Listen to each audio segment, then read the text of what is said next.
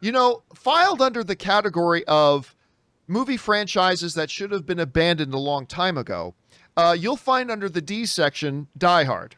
Now, Die Hard 1, 2, I like Die Hard 2. I don't love Die Hard 2, but I like Die Hard 2.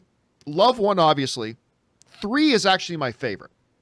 3 is my favorite one with Jeremy Irons. It's still one of my favorite. Good Lord.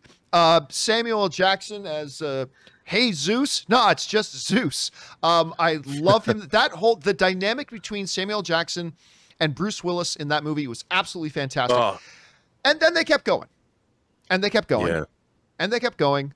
And it has not been received well. Now, then, a couple of years ago, word came out that they wanted to do another Die Hard. They wanted to do a Die Hard 6, and that this one was going to jump back and forth between being prequel and present day. Prequel, so we were going to see a young John McClane in the early days of his career, and that somehow that would be connected to something that's going on with John McClane today. And right up until the Disney merger with Fox, that was still on the table. Bruce Willis was still talking about it. It was going to happen. Well, it's now official. It's not happening. It has officially been canceled. The project is done and off the table, and that was confirmed by producer Lorenzo de Bonaventura, who confirmed that, yeah, it's no longer happening. It's a done thing. I believe, personally, not only is this particular iteration, you know, of a Die Hard 6 done, I think this actually marks the end of the Die Hard franchise. I think this means it's official. The Die Hard franchise is done. And if it is indeed done, it causes me to scratch my head a little bit and think about what is the legacy of Die Hard going to be. And I personally think this, guys. I think that the legacy of Die Hard is going to be no one will ever talk about or think about 4 or 5. I don't think they're ever going to talk about them. I don't think they're ever going to talk about that there was almost a 6. I think exclusively when people think of Die Hard, we're just going to think about 1, 2, and 3, particularly 1. Because, you know, Rob, every Christmas there's going to be the same debate. Every Christmas the debate will reemerge. Is Die Hard a Christmas movie? I know that it's not, and you foolishly believe that it is. So, I mean, and I think there are a lot of people in both boats, but so it's always going to be talked about. It is one of even though Die Hard 3 to me is my favorite one, Die Hard 1 is forever immortalized as one of the great action films of all time. With one of the most quotable movies of all time. And it will forever have its place. Even if they made 6 and 6 sucked, Die Hard 1 will always be remembered as one of those iconic Mount Olympus kind of action films ever made. And so if this is indeed the end of the line for John McClane, and it's the last time we've ever heard Yippee-Ki-Yay coming out about it, it's already cemented its legacy. Even if 4 and 5 were bad, even if they made 6 and it was bad, the legacy's already secured. Rob, number one, just start with the more immediate question. Was it the right move for them to cancel 6? And if this is it for Die Hard, what is the legacy of this franchise? Well, based on Bruce Willis's performances or lack thereof over the last 10 years, I would say that it's probably best that they don't make this movie. I mean, I loved Bruce Willis as a performer. I mean, I think back, he did some really great work, especially like you said in the 90s. He worked with a lot of different directors. Luc Besson in The Fifth Element. He worked with Alan Rudolph.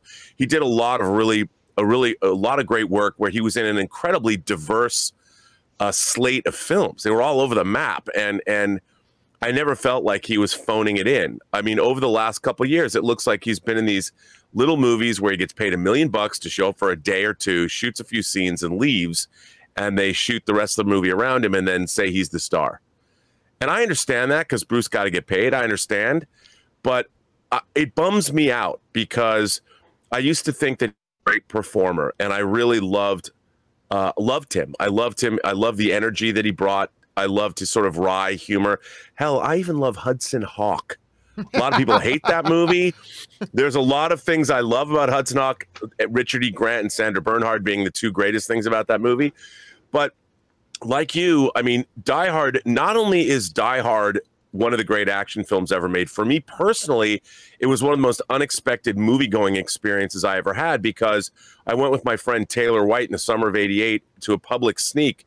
They played it a week before it opened to generate word of mouth.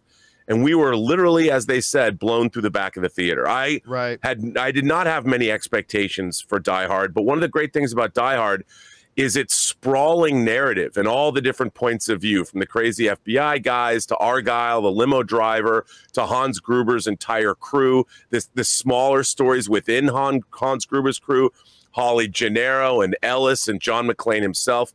I mean, it's a beautifully made movie. Jan de Bont's photography is incredible. John McTiernan's powerhouse direction is amazing. Richard Edlund's 65mm special effects. That film is the pinnacle of what studio filmmaking should be. And you had a really powerhouse emerging director in John McTiernan, who had come off of Predator to do that movie. It's an amazing, amazing film. And John, I would even go further. I'm a fan of Die Hard 4. Live Free or Die Hard. I think there's some good stuff in it. I don't like the fact that they released a PG version and then an R-rated version, which I thought was stupid. But I understand, you know, because after all, Die Hard's for kids, right? But I think the franchise, like you said, I love Die Hard with a Vengeance. I love the like that buddy cop. It was a throwback to like 48 Hours with Eddie Murphy and Nick Nolte, or Midnight Run with De Niro and Charles Grodin.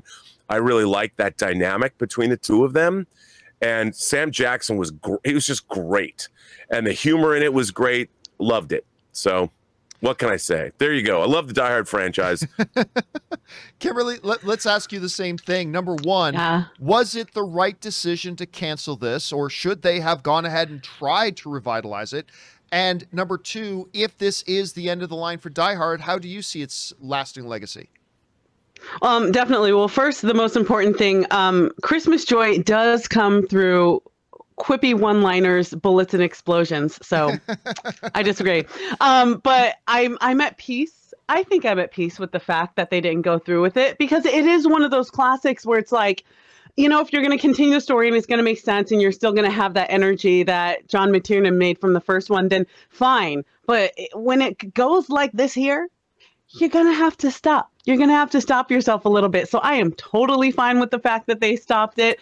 It's definitely one of my favorite action movie franchises. I love Die Hard with a Vengeance. I love Bruce Willis, you know, and he continues to do great work, but I really feel like does he, it's though? Time to stop. Does he continue to do great work? Let me tell you something. Let me tell you something. Something about him. He has this charisma. And he's such a zaddy with his bald head. I absolutely, the older he gets, the more I'm like, okay, hi. I absolutely love Bruce Willis. And even though he does like a lot of stuff that you're like, why are you in this? He brings this charisma that I watch everything that he's in. I watch it and I like it, you know. But the original Die Hard, and to me, if you're not going to cap off a good action scene with some saxophone in the background, then you just need to stop. Let's stick with the originals. Well, guys, the question is for you. Is it a Christmas movie? It is not a Christmas movie. It is. Yes, it is. We're not going to get into this debate again. Let's take over, Rob. It's done. The question is for you guys. What do you think about this whole thing? Do you think maybe there's a chance they could have revitalized Die Hard now that it was under the new banner? Maybe they should have moved forward with it. Are you like, no, thank goodness they killed it off? And if it is done, to you, what is the long-lasting legacy of Die Hard? Whatever you guys think, jump down into the comment section below and let us know your thoughts.